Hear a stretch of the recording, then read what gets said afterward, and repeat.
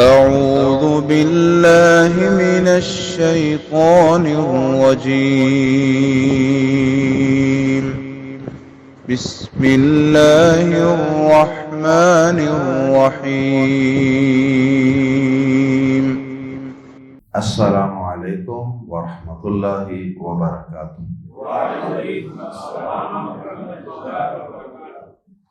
سورہ بنی اسرائیل آیت نمبر 101 سے 104۔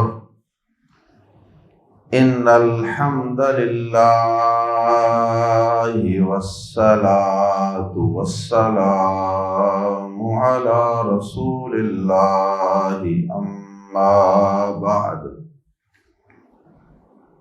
اعوذ باللہ السمیع العلیم من الشیطان الرجیم من حمزہ ونفخہ ونفثہ۔ وَلَقَدْ آتَيْنَا مُوسَى 9 آيَاتٍ بَيِّنَاتٍ فَاسْأَلْ بَنِي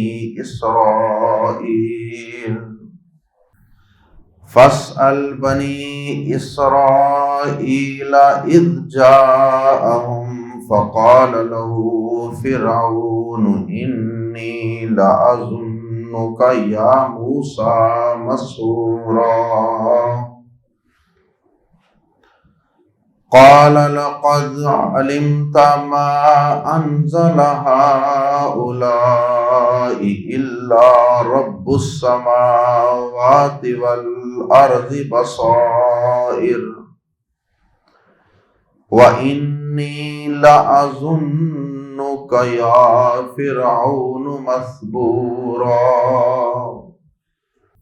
فأراد أن يستفزهم من الأرض فأغرقناه ومن معه جميعا۔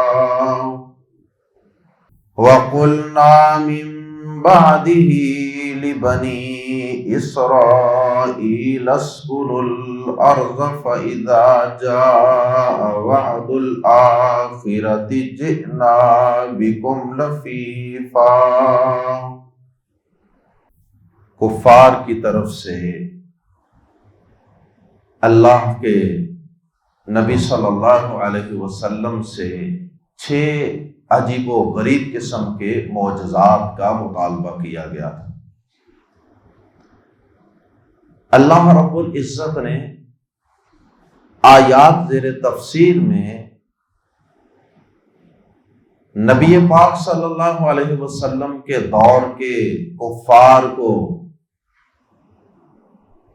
یہ جواب دیا ہے کہ تم نے تو صرف 6 معجزات مانگے ہیں نا، اور میں نے اس سے پہلے مشہور و معروف پیغمبر،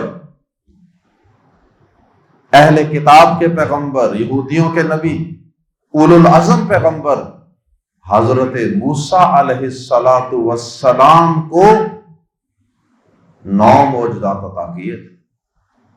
فرعون اور آل فرعون کے ایمان لانے کے لیے، شاید وہ سدھر جائیں، شاید وہ موسیٰ علیہ السلام کو اللہ کا سچا پیغمبر نبی مان لیں، لیکن اس کے باوجود بھی وہ ایمان نہیں لائے۔ یہ اس بات کی دلیل ہے کہ اگر تمہیں بھی معجزات دے دیے جائیں جو تمہارے منہ مانگے معجزات ہیں، تو پھر بھی ایمان اسی نے لانا ہے جس کو توفیق ہے، اور جو ضدی ہے، ہٹ درم ہے، جو حق سے بیر اور دشمنی رکھتا ہے، اس کے نزدیک معجزات کی، دلائل کی، نشانیوں کی کوئی اہمیت نہیں۔ جیسے فرعون اور آل فرعون نے 9 قسم کے معجزات، جن میں سے اکثر ان پر بطور عذاب اترے تھے، ان 9 معجزات کے باوجود بھی وہ ایمان نہیں لائے۔ اور دوسرا مقصد ان آیات کا نبی پاک صلی اللہ علیہ وسلم کو تسلی دینا، کیونکہ نبی پاک صلی اللہ علیہ وسلم اور حضرت موسیٰ علیہ السلام کی زندگی میں بہت زیادہ مماثلت ہے، بہت سی چیزیں ملتی ہیں۔ ابھی 2-3 مثالیں تو انہی آیات کے ترجمے کے اندر ہم ملاحظہ کریں گے انشاءاللہ کہ واقعی بہت زیادہ مماثلت ہوتی۔ تو نبی پاک صلی اللہ علیہ وسلم کو تسلی دینے کے لیے اللہ رب العزت ماضی میں سے کچھ واقعات اللہ پاک آپ کے سامنے بطور جھلکیوں کے، بطور گلمسز کے رکھ دیتے ہیں کہ ٹھہریے ذرا، یہ ذرا منظر ملاحظہ کیجیے۔ آج سے صدیوں پہلے حضرت موسیٰ علیہ السلام بھی آئے تھے نا فرعون کے پاس، تو ایسے ایسے ایسے ہوا تھا، اور ایسے ایسے ان کی موسیٰ علیہ السلام کی بھی گفت و شنید ہوئی تھی، مکالمہ اور ڈائلاگ ہوا تھا فرعون کے ساتھ، فرعونیوں کے ساتھ، تو وہ ایمان نہیں لائے تھے، اور الٹا انہوں نے حضرت موسیٰ علیہ السلام کو کہا تھا کہ یہ معجزات قرار دینے والا، ان چیزوں کو معجزات قرار دینے والا شخص تو جادو زدہ ہے، سحر زدہ ہے، لگتا ہے تجھ پہ جادو ہو گیا، تو مینڈک کو، جوؤں کو، ٹڈیوں کو، اس طرح کی چیزوں کو اللہ کی نشانیاں اور معجزات قرار دے رہا۔ اللہ اکبر۔ تو ہمارے پیارے پیغمبر جناب محمد رسول اللہ صلی اللہ علیہ وسلم کو بھی کافروں نے جادو زدہ کہا، اور جب موسیٰ علیہ السلام نے ہر قسم کے دلائل دے لیے، معجزات دکھا لیے، تو اس کے بعد جیسا کہ ہر دور کے باطل پرست جب ناقابل تردید دلائل کا سامنا کرتے ہیں، جب ان سے کوئی جواب نہیں بن پڑتا، تو پھر وہ اہل حق پر دھمکیوں کی بوچھاڑ کر دیتے، دھمکیوں والا رستہ، گالی گلوچ والا رستہ، بدتمیزی، بد تہذیبی والا رستہ۔ تو فرعون نے بھی ایسے ہی کہا تھا، تو جادو زدہ ہے، اور میں تجھے اور تیری قوم کو تباہ و برباد کر دوں گا، اور ایسا ماحول بناؤں گا یہاں مصر میں، ایسے ظلم کے پہاڑ توڑ دوں گا کہ تم خوف زدہ ہو کر ایک ایک کر کے یہاں سے نکلتے جاؤ۔ فرعون نہیں چاہتا تھا کہ یہ پوری قوم بنی اسرائیل یہاں سے اطمینان اور سکون کے ساتھ، ساری کی ساری اکٹھی قوم یہاں سے ہجرت کر جائے، نکل جائے مصر سے، یہ نہیں چاہتا۔ اللہ اکبر۔ اور ہمارے نبی پاک صلی اللہ علیہ وسلم کو بھی مکہ سے آپ کے دشمن یہ نہیں چاہتے تھے کہ آپ اپنے ایمان والے ساتھیوں کو یہاں سے خیر و عافیت سے، امن و اطمینان سے لے کر نکل جائیں۔ یہ بھی کفر کی عجیب ساکی، عجیب، یہ آزادی کے دعوے دار، یہ حقوق انسانی کے عجیب علم بردار، کہ ایک شخص ایمان لے آیا، کسی مذہب کو اس نے مان لیا، اب اسے وہاں سے نکل کر کسی اور محفوظ علاقے میں جا کر رہنے کی اجازت بھی نہیں دیتے۔ ان کے اپنے ملک میں بھی اجازت نہیں ہے کہ وہ اپنے دین پر عمل کر سکے کھل ڈول کر، اور وہاں سے ہجرت کر کے کسی اور جگہ جا کر اگر وہ اپنے دین پر چلتے ہیں، اس کی بھی اجازت دینے کو تیار نہیں ہوتے۔ نبی صلی اللہ علیہ وسلم اسی لیے چھپ چھپا کر گئے تھے نا مکہ سے، راتوں رات ہجرت کی تھی، اور پھر ان کافروں نے پیچھا بھی کیا تھا، اور پھر ان کافروں نے کئی سال تک مدینہ کے اوپر حملہ کرنے کی پلاننگیں، سازشیں، تدبیریں جاری رکھی۔ تو حضرت موسیٰ علیہ السلام کی قوم کے متعلق بھی اس دور کا کافروں کا سردار فرعون یہ نہیں چاہتا تھا کہ موسیٰ علیہ السلام اپنی قوم کو، بنی اسرائیل کو لے کر یہاں سے اطمینان سے بحفاظت کسی دوسرے علاقے میں ہجرت کر جائیں، مائگریٹ ہو جائیں، یہ وہ پسند نہیں کرتا۔ کیوں جائیں یہاں سے، نہیں جانے دینا آپ کو۔ تو وہ چاہتا تھا کہ میں ان پہ ظلم و ستم کیسے پہاڑ توڑوں کہ یہ ایک ایک کر کے سارے نہیں جائیں، امن سے نہیں، ظلم سہ کر ایک ایک کر کے کھسکتے جائیں۔ اللہ اکبر۔ تو یہ چیز بھی نبی صلی اللہ علیہ وسلم کی اور حضرت موسیٰ علیہ السلام کی قوم کی آپس میں ملتی ہے، مماثلت ہے اس میں۔ انہیں بھی نکالا گیا، انہیں بھی نکالا گیا، انہیں بھی جادوگر کہا گیا، انہیں بھی جادوگر کہا گیا۔ آئیے قرآن مجید کے الفاظ میں پڑھیے، وَلَقَدْ، اور بلا شبہ، یقیناً، لام زبر لا کا معنی بھی یقیناً اور قد کا معنی بھی یقیناً، دو تاکیدیں اس لفظ میں اکٹھی ہو جاتی ہیں۔ وَلَقَدْ، اور بلا شبہ یقیناً، آتینا، ہم نے عطا کی، ہم نے دی، آتیتو، میں نے دی، آتینا، ہم نے دی، موسیٰ کو علیہ السلام، 9 آیات، جمع، آیتن کی جمع، آیات، نشانیاں، بینات، واضح، اور ہم نے موسیٰ علیہ السلام کو 9 واضح نشانیاں دی، یعنی جن میں کوئی شک شبہ نہیں، بالکل کلیئر قسم کی۔ تھوڑی سی عقل شعور والا شخص بھی سمجھ سکتا کہ یہ واقعی کوئی انوکھی نشانیاں ہیں۔ اور وہ نشانیاں کون سی تھیں؟ سورۃ الاعراف کے اندر تقریباً یہ 4 مقامات پہ ان کا تذکرہ، تفصیل سے ہم وہاں پڑھ چکے ہیں۔ سورۃ الاعراف آیت نمبر 107، 108 اور اس کے علاوہ آگے چل کے بھی ہیں۔ یہ 9 نشانیاں کیا تھیں؟ 2 نشانیاں تو مشہور ہیں، عصا، موسیٰ علیہ السلام کی لاٹھی، ید بیضا،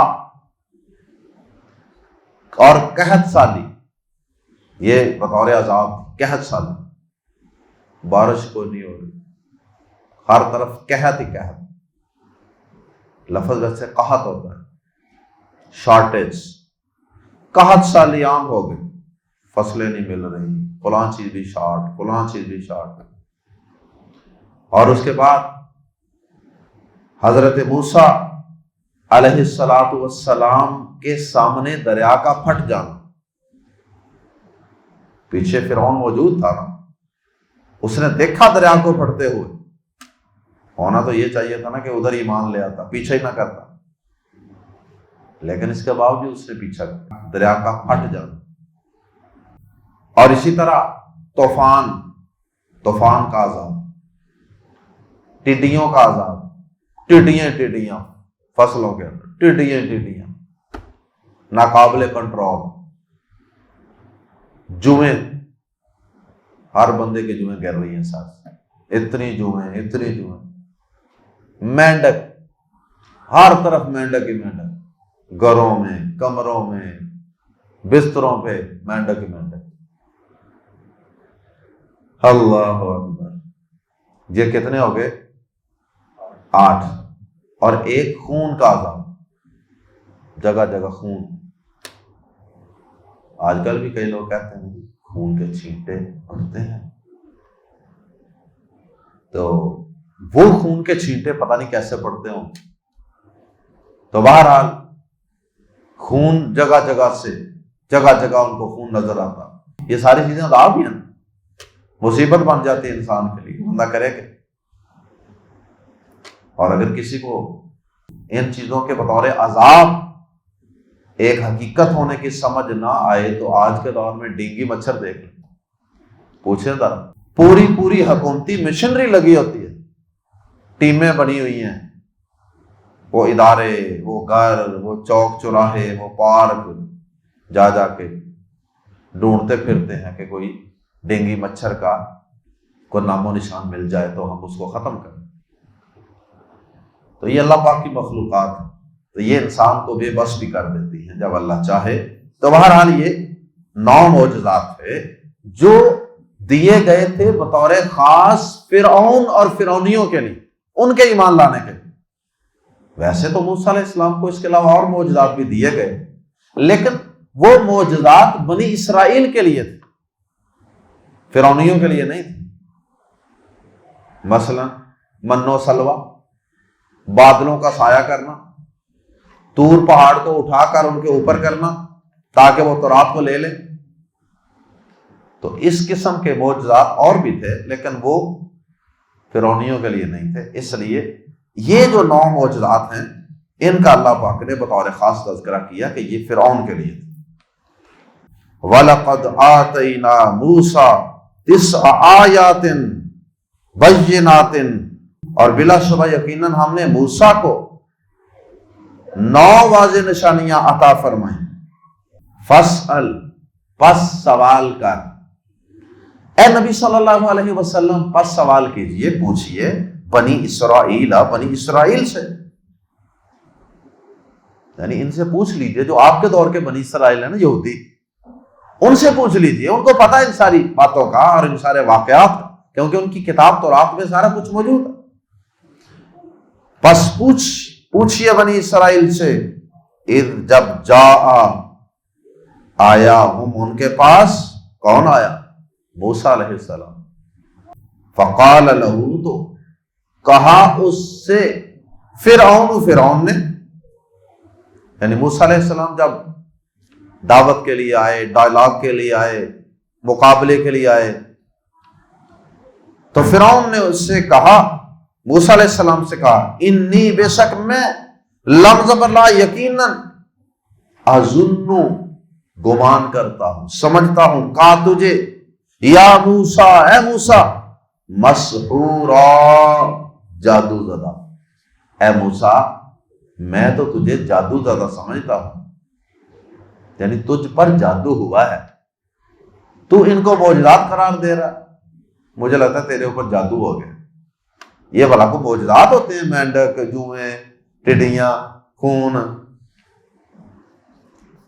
قال، اس نے کہا موسیٰ علیہ السلام نے، لقد، بلا شبہ یقیناً، علمتا، تو جان چکا ہے، ما انزل اللہ، نہیں اتارا، ما انزلہ، نہیں اتارا، ہؤلائی، ان چیزوں کو، انہیں، ان 9 نشانیوں کو، الا، مگر، رب السماوات والارض، زمین و آسمان کے رب نے، بصائر، اس حال میں کہ واضح دلائل ہیں. اے فرعون تو یقیناً جان چکا ہے کہ یہ سارا کچھ زمین و آسمان کے رب نے واضح دلائل کے طور پہ اتارا، معجزات اور نشانیوں کے طور پہ اتارا. اس سے پہلے تو کبھی ایسا نہیں ہوا، تو جان چکا. وَإِنِّي، اور بے شک میں، لفظ پر لا یقینا، واقعی، اظن، میں سمجھتا ہوں، وَإِنِّي لَأَظُنُّ کا، اور یقیناً میں تو واقعی سمجھتا ہوں تجھے، یا فرعون، اے فرعون، مثبورا، ہلاک کیا ہوا. ثبور تباہی، ہلاکت کو کہتے ہیں. تو مثبور مفعول کے وزن. اس نے کیا کہا موسیٰ علیہ السلام کو؟ مسحورا، جادو زدہ. تو موسیٰ علیہ السلام نے آگے سے کہا کہ تو ان واضح نشانیوں کو دیکھ کر، معجزات کو دیکھ کر ماننے کے بجائے مجھے جادو زدہ کہہ رہا ہے، مجھے تو لگتا ہے کہ تیری تباہی اور بربادی کے آسمانوں پر فیصلے ہو چکے. فَأَرَادَ، تو اس نے ارادہ کیا. کس نے ارادہ کیا؟ فرعون. أَن يَسْتَفِزَّ، کہ وہ پھسلا دے، ہم انہیں، ان یستفزا کہ وہ پھسلا دے، ہم انہیں من الارض زمین سے، یعنی نکال دے نہیں، پھسلا دے، ماحول ایسا بنا دے، ظلم و ستم ایسا کرے، خوف زدہ انہیں ایسا کرے کہ وہ ایک ایک کر کے ٹوٹ کے کمزور ہو کے نکلے۔ یہ ایک جمعیت اور ایک قوت طاقت اجتماعیت کی شکل میں، ایک جماعت اور جتھے کی شکل میں یہاں سے اطمینان اور سکون کے ساتھ نہ نکلے، کہیں یہ قوت اور طاقت بن کے ہم پہ حملہ نہ ہو جائے۔ فَأَرَادَ أَن يَسْتَفِزَّهُمْ، تو اس نے ارادہ کیا کہ وہ پھسلا دے، ہم انہیں، من الارض، اس سرزمین سے۔ الارض کے الف لام کی وجہ سے ترجمہ کر رہے ہیں اس سرزمین، یہ الف لام عہد کا ہے، ان یستفزهم من الارض، کہ وہ انہیں پھسلا دے زمین سے۔ اب یہ بات بھی اس سے پہلے ہم نبی صلی اللہ علیہ وسلم کے متعلق بھی پڑھ چکے، آپ کو بھی آپ کے دور کے کافروں نے کہا تھا، اسی سورہ بنی اسرائیل کی آیت نمبر 76 میں ہم پڑھ چکے ہیں، وَإِن كَادُوا لَيَسْتَفِزُّونَكَ مِنَ الْأَرْضِ، اور بے شک وہ قریب تھے کہ آپ کو ضرور ہی اس سرزمین سے پھسلا دیں۔ آپ کو بھی یہی کہا گیا۔ اچھا، پھر حضرت موسیٰ علیہ السلام بھی وہاں سے نکل گئے، نبی پاک صلی اللہ علیہ وسلم بھی نکل گئے تھے مکہ سے، اور پھر فرعون کی تباہی و بربادی کے بعد بنی اسرائیل کو اللہ پاک نے فلسطین، شام، حتیٰ کہ بالآخر مصر کا بھی دوبارہ جانشین بنا دی، وارث بنا دیا دوبارہ۔ تو نبی پاک صلی اللہ علیہ وسلم بھی مکہ سے نکلے تھے، تو اللہ پاک نے دوبارہ مکہ 8 سالوں کے بعد ہی فتح کروا دیا۔ پھر اغرقنا، ہم نے غرق کر دیا ہو اسے، پھر ہم نے اس کو غرق کر دیا۔ ومن، اور جو مع ساتھ ہو اس کے، اور جو اس کے ساتھ تھے، جمیعا، سب کو غرق کر دیا۔ وَقُلْنَا مِن بَعْدِهِ، اور ہم نے کہا اس کے بعد، لِبَنِي اسرائیل، بنی اسرائیل سے، اسکنوا، رہو، الارض، اس سرزمین میں۔ اس سرزمین سے مراد فلسطین، شام کے علاوہ مصر بھی ہے۔ ہم نے کہا کہ اس سرزمین میں رہو، فَإِذَا جَاءَ، پھر جب آئے گا، وعد الآخرت، آخرت کا وعدہ، جئنا، ہم لے آئیں گے، بی کو، کم، تمہیں، بی کم، تم کو، یعنی تمہیں، لفیفا، لپیٹ کر، اکٹھا کر کے۔ پھر جب آخرت کا وعدہ آئے گا نا، اب ہم نے فرعون کو کہیں غرق کر دیا، تمہیں کہیں بسا دیا، لیکن کل قیامت کا دن قائم ہونے والا ہے، تو پھر اس میں ہم تم سب کو، توحید والوں کو، شرک والوں کو، ایمان والوں کو، کفر والوں کو، فرما برداروں کو، نافرمانوں کو، سب کو ایک ہی جگہ میدان محشر میں جمع کر کے لے آئیں گے، اور اس کے بعد پھر تمہارے درمیان فیصلے ہوں گے، تمہارے اختلافات کے فیصلے ہوں گے، اور تمہارے اعمال کے فیصلے ہوں گے، اور اس کے مطابق اور اس کی بنیاد پر پھر جنت اور جہنم کی الاٹمنٹ ہوگی۔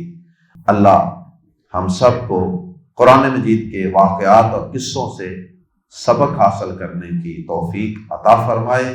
اللہ ہم سب کو عبرت حاصل کرنے کی توفیق عطا فرمائے۔ سبحانک اللہم و بحمدک، اشہد ان لا الہ الا انت، استغفرک و اتوب الیک۔